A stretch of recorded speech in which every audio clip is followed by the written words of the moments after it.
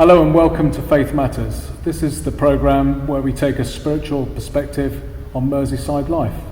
And today we're at St George's Church in Everton with Kate Wharton, who's the vicar. Yes. Now Kate, you seem very young to be a vicar. That's very nice of you to say. You're female, and I understand you're also the area dean. That's right. Tell us a little bit about yourself and how you got to be here. Well, I've been ordained for 11 years. Clearly, I was ordained as a child. I've been vicar here at St George's for just over 7 years. And I've been area dean of Liverpool North, so that's the area that covers kind of Everton, Anfield, Kensington, and Kirkdale, for 3 years. What does an area dean do? I'm not sure, but if I work it out, You'll I'm sure tell me, we'll all get on a lot better. I guess there's an oversight role of the clergy in the deanery, and there is a support for them. If the church is in a vacancy, I'm there to help that church out until they get another vicar. I go to meetings with the bishop and the senior staff of the diocese to help policies and things kind of be cascaded down into the deanery, also take any concerns to them, kind of intermediary, I guess, in that way. So you're pretty busy then, really? Yeah. So, what's going on here? I hear there's exciting things going on here. Yeah. Tell us a bit about what's happening here. Well, this is a great church. It's a great place to be. You'll have noticed as you walked in that we have the best view here in the city. Incredible view. We look out over the whole of the city, the Welsh hills. It's absolutely fantastic view. Whatever the weather, whatever time of day it is, brilliant view. And we've got this fantastic building, which has just celebrated its 200th anniversary in 2014. We had our 200th anniversary celebration, which was great fun. We really enjoyed that. So this brilliant building stood here for over 200 years, and lots going on inside it, lots going on in the community, lots of good things, yeah. And it's called the Iron Church, Yes. And there's obviously a reason for that it's essentially iron. Is it one of two? I think it's one of two. Yes, well, we're the first. You're the first. The other one's in Garston, isn't it? In Toxteth, in the Dingle. In St Michael and the Dingle, Hamlet. right, okay. Yeah. So they were built just a little bit after us by the same set of people, the same architects and builders and what have you. But this is the first church in the world to be made of cast iron. Really? So all of the pillars, all of the ironwork that you see, it's the first church in the world to be made in that way. And why? Why iron? Is that because any connection to Liverpool? I don't know really very much about kind of why they decided to do it. I guess at the time it seemed like a good building work to begin, and they thought we've got the iron, we're here in Liverpool, we'll build this building, and maybe this will be the future. Maybe we'll be building all buildings and all churches like this. Of course, it didn't work out like that, and there are definitely some issues with having an iron building. Right. But it is beautiful, and it is therefore very historic and world famous, and we do get visitors from all around the world, and we're always keen to get some more. Okay, so tell us a bit more about your church congregation, the kind of activities. Now, you're a growing church, aren't you? I've been here. It was a few years ago, but I took a couple of services here before I got too busy with TV and things like that. But you're a growing church. You've got young people coming in. You've got a lot of stuff going on with kids and some disadvantaged people. Just share with our viewers a little bit about that. Yeah, we are a growing church, and we're proud of the fact that, I say this a lot, we're proud of the fact that in our church congregation we have people from every decade of life. So we have a good number of children and young people. We've got young people in their 20s and 30s all the way through. I'm not sure how old our oldest member is, but certainly well into 80s. And we're not a big congregation, but we are certainly growing. We're bigger than we were, and we often see new people come and join us on a Sunday, and that's great. We really enjoy that. So we have lots of kids' work on a Sunday. Our kids' work happens in the Albion House, the centre next door, and we have youth work, which happens during the week. Next door, the Beacon Primary School is our church school. We're linked together with them, and so we have a great relationship with them. Lots of things happen with them. Every Wednesday, the whole school comes in here for collective worship. Every Thursday, we do an after-school club over there, Messy Thursday. Lots of things in the summer holidays. So there's lots going on here. We have, on a Tuesday morning, we've recently started a thing called Signpost, which is just a drop-in, an opportunity to signpost people who might need help with, they might need food from the food bank, they might need clothes, and they might need some advice about debt or benefits. They might not be sure where to go to sign on or to find information, and they can come along to us and we can show them where to get all that information. And we're also involved with other deanery and ecumenically with other churches, with a food bank, with debt advice, with lots of different things like that. So, I mean, you're touching on it really, but this part of Liverpool. I mean, it's a great part of Liverpool, great history with a great football team, but it is an area of need. It is, isn't it? And yes. There is social deprivation here. People Yes. having a hard time. In the time you've been here, have you seen that get worse? Yes, I think we have seen it get worse, and we've seen it change as well in terms of what the issues are. So the Church Urban Fund publish statistics every few years, and clearly there are lots of different ways of measuring poverty and deprivation. But the Church Urban Fund's most recent statistics show this parish as the poorest parish in Liverpool diocese, and therefore that obviously makes it one of the poorest in the country. By those same statistics, we're the 30th poorest parish nationally, and there are over 12,000. So clearly it is an area of deprivation, and we have seen that get worse. I mean, when I arrived here, I don't really think we'd heard of food banks, have we? Sort of 7 years ago, they didn't. You know, there weren't many around, and certainly our work in that area has started over those years. So we've seen that increase, and that's terrible in terms of the people who are struggling. It's good in terms of the fact that we now have lots of things in place to help them. We hope we wouldn't have to have those things, but we do have those things now in place to help people. But also we've seen the makeup of the area change. And when I arrived 7 years ago, it was still a fairly white area. Most people here were from Liverpool, from the UK. This is where they had grown up and always lived. And over the last 7 years, we've seen a lot of asylum seekers, a lot of people from different parts of the world come.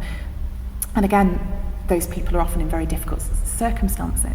But I think what that has brought to the area has in some ways been a real positive. So our church is now a really multicultural congregation, That's great. Which is a great thing actually for us. You talked about the youth work you're doing. You've got a youth club that runs during the week, and that's obviously local youth coming to that.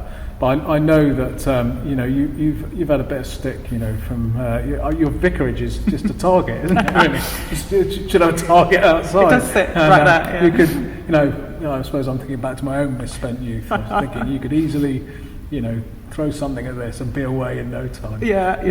How's that been for you? I know you put stuff on Facebook, which is I'm always amused by because you seem to take it in your stride. Well, I love it. I mean, I'm an extrovert, so I process things on Facebook because I live on my own. So if something happens that's funny, I put it on Facebook because I want to share it with someone. And I love living here because I have the best view in Liverpool. Nobody has a better view of the city than I have. And it's a great house and I love living here. Gets a bit of weather because the wind comes straight in. But it's never going to flood on this hill, so, pros and cons. But yes, I mean, the church and the vicarage do get their share of stick, sometimes literally sticks, because it seems to be a bit of a target for stone throwing particularly. I mean, we're really happy with young people using this area as a place to congregate. It's a great place to sit and hang out with your mates and have fun, and we've got no problem with that at all. Bit more of a problem when things get thrown, but I love living here. I mean, people sometimes say to me, aren't you scared living there on your own or whatever? And I'm not, for two reasons. One is that I believe this is where God's called me to be, and if he's called me to be here, then he's going to take care of me. But also because the vast majority of people in this area, as in every other area, are just really good people. So I understand that they call you Rocky at the crematorium. Is that the reason? There may have been you're hard as nails. There may have been a situation recently. Let's move on. But there was also not long after I'd arrived at the pub. Actually, we have a good relationship with the people at the pub across the road as well. And I got a phone call from the landlady of the pub. There's actually new people in the pub now, but the landlady at the time phoned me and she said, "Kate, can you come and help?" I'd never met her before. "Can you come and help? There are some kids outside and they're throwing stones at cars as they go past, and it's really quite dangerous." She said, "But I don't want to go and talk to them because if I go and talk to them, I'll break my windows." And I thought, never mind about my windows. But the great end to that story was I did go out and I did talk to the kids and they did run off. And I went into the pub just to say that all was now clear. And everyone was so impressed that I got bought pints of beer all night. So. Okay, and you're involved here as a church with something called New Wine, which is a national movement. Just very briefly, for the last kind of minute, just tell us a little bit about that. Tell our viewers a little bit about that. New Wine is a national movement of churches. It's non-denominational. It's an evangelical charismatic movement, and it exists to support and network churches and Christians, and in lots of different ways. So the reason most people know New Wine is because there are summer gatherings where lots of people get together and camp and have great fun and listen to speakers. It's kind of a Christian festival. But there are lots of other ways in which they connect and network people and support and resource churches and church leaders throughout the year as well. So it's been a great thing for me personally as a vicar to be involved in, but also as our church to go along and meet with other Christians and join in something that's kind of bigger than ourselves. Really. And it's a north that covers the north and the south. And yeah, it's a whole national. Well, it's an international, but in England, it covers the whole. And you take your guys down in the summer. We do. We go down to Shepton Mallet to camp. Yeah. Bit of a trek for us, but we enjoy it. Long bit way. of a road trip. We have fun. Yeah. Okay, thanks, Kate. We're going to go now to our commercial break, and when we come back, we're going to talk about your other role, perhaps as an author. So join us after the break with Kate Wharton on Faith Matters.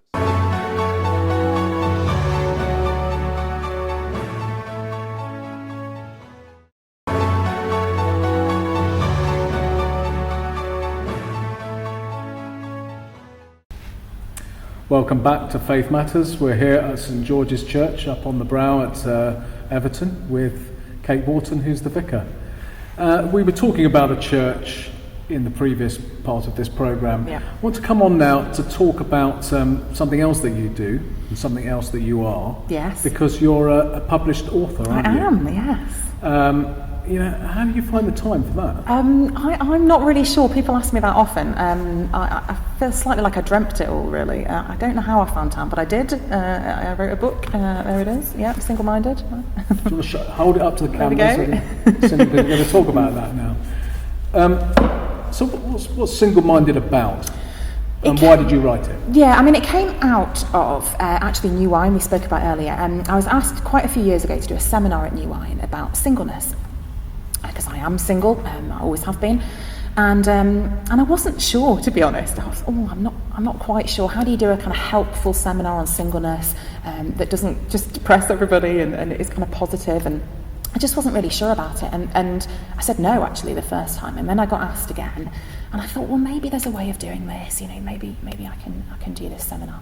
And I came up with these two titles. I kind of actually dreamt them. This never really happens to me, but I kind of woke up one morning with these two titles, which are about living a God-obsessed life in a sex-obsessed world and living a God-obsessed life in a marriage-obsessed church. Now, both of those might be controversial ideas in their own way, but I did those two seminars and then was asked to do more. And since then, I've just found that I think it was just a sort of moment in time where a lot of people were looking at that issue, asking that question, and it just seemed to fit.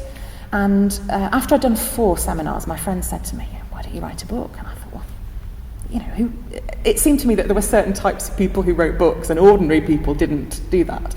And I wouldn't have time and I wouldn't know how to do it and all of those questions. But I guess she planted a seed of a thought, really, and a friend, a tutor of mine from college, put me in touch with his publisher, who agreed to read a draft, and I had a go, and it turned out I could actually write and do it, and then the book happened. And it took a long time. I mean, it took a few hours here and there, and then a few days together when I had to every so often spend a few days really trying to work on it. And the last couple of weeks before the deadline, a lot of very, very late nights, but I got there. Okay, so the issues of singleness, was that something that you'd struggled with yourself, do you think, or did it make you look at it perhaps for the first time? Or yeah, I mean, I think it was a bit of both. I mean, it certainly was something I had thought about, obviously, and I was 30 when I first got asked to do those seminars, and so, as a 30-year-old single woman, you're obviously thinking, about them. It wasn't a massive kind of issue for me. It wasn't kind of, taking over my whole life or anything, but it was something I was aware of. But I think that obviously since that's now almost 8 years ago, and so time has passed and I've thought about it lots more.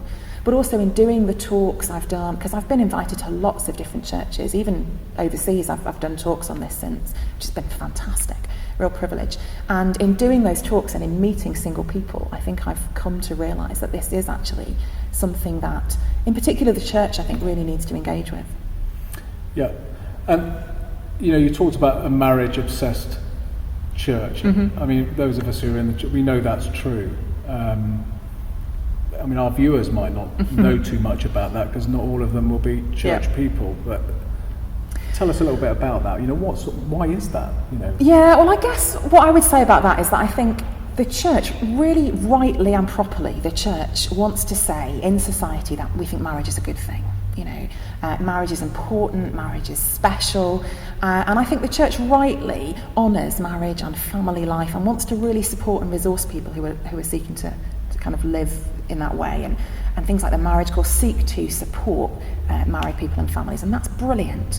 But I think what has happened is, in their desire to do that, often when I say the church, I mean, perhaps sort of nationally, but also individual local churches, in their desire to do that, have sometimes, and I'm sure that they don't mean to do this, but have sometimes made it feel for single people like they don't quite fit. And church can sometimes, unfortunately, be quite a difficult place for single people, because it feels as though it's set up for marriage people and for families. Okay, here in this diocese, Liverpool diocese, where you're a fairly senior leader, what are we doing in the diocese of Liverpool to address that here locally, that issue? I think, there may be opportunities, I guess, for me to have this conversation. It's one of those things, I think, when you write something that you end up getting invited further afield to do talks on it than locally. So I haven't really done that much locally about it, to be honest. Although people have obviously been supportive of the book and things. And I think a lot of people who do go to church will say, actually, this isn't my experience. And lots of people, obviously, have had brilliant church experiences, and church has done what church is meant to do, which is just feel like a family that supports everybody, a place where we're all there for each other in whatever's going on in our lives. But some people will say, actually, I do understand this experience as a single person. Church has felt difficult for me. And I would just hope that in the Diocese of Liverpool, in every place, that church leaders, that people who kind of shape vision or shape direction of churches will be saying, actually, we want to be a church that's open and that's welcoming for everybody. People of all ages, people of all backgrounds, people who are well educated or not, people who have lots of money or don't, people who are married and have children or don't. And we just want everybody to feel that church is a place where they're welcome. And to be welcomed together on an equal kind absolutely. of footing. That's the kind of point. I was in a church, I've been in a couple of churches where this would have been the case, where there was a lot of young adults, where they became kind of, a bit of a dating zone. And then lots of people then got, I ended up as a clergy person doing lots of weddings, which was a joy. Which is great. But the single people who were kind of didn't meet somebody for, very good reasons or for no reason at all, often felt really isolated in that type of scenario. Whereas I think perhaps in a church maybe like yours, where you've got a great diversity of people from lots of backgrounds and ages, it maybe the pressure isn't quite the same. So some churches probably need to address it more than others. I think you're absolutely right. I think, and sometimes smaller churches can be a little bit better at being inclusive of everybody, because everybody's a bit different. You don't end up with these great big groups of people, so great big groups of young married couples with children, or great big groups of young single adults, where if you don't fit that group you feel left out. Whereas in a church like ours, where we do have a real mix of people and we're smaller, for a start it's just easier to know everybody, and it's easier, I think, sometimes therefore to include everybody, and to be a family. Absolutely. Okay, so you published this one book. Have you got any others in the pipeline? That's the way that particularly the Christian book world is. Once you've written one, you're going to get invited to write another. That's right. I've had a chapter in another book, actually, a book called Awesome Voices, which tells the story of different women in who were ordained. So I've written one of the chapters in that book. And I always said to people, no, I only wrote this book because I'm passionate about singleness. I wrote the book to talk about the issue rather than because I wanted to write a book. I'm not going to write another one. And then, of course, inevitably now I find myself with all of these different ideas because I really enjoyed the writing process. I wasn't sure if I could do it, and I found that I could. And it's an absolute joy when people contact me and say, we found your book helpful, thank you for that. So I have got other ideas. People forever say to me, Kate, all the stories you tell about ministry and life in Everton, you should write a book about that. But I don't think I could really. Well, you can't when you're still here. Well, you can't when you're still here, no. But also, it's people's lives, isn't it? You can't tell people's stories without their permission. And probably no one would believe it either.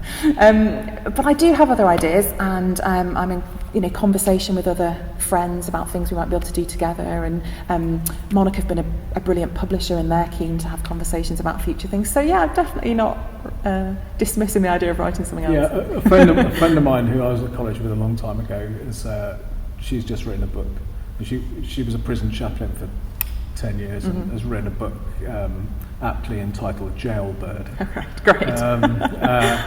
Sharon Grenham Thompson, she's called, but she's written it after she's, it wouldn't have been right to write it while she was still doing the job. But we've got a minute or so. We were talking earlier about the wonderful window that we can see behind us, and you were telling us something about the history of the church, that this window is post-war, and the windows were blown out during the war that would have been bombs dropping all around? Yeah, that's right. I mean, we have a wonderful gentleman in our church called Bob Harrington, who is the oracle about this building, and if people are interested in coming to visit, he's the person who does all the tours and knows all the history. I don't know nearly as much as him, but from my understanding of it, because of where this church is situated and because of its height and its prominence, it wasn't bombed directly in the war. It was used as a marker so that they knew where everywhere else was. So places around it got bombed, and therefore all the glass, all these windows would have been stained glass. They were all blown out and replaced with plain glass for cost reasons.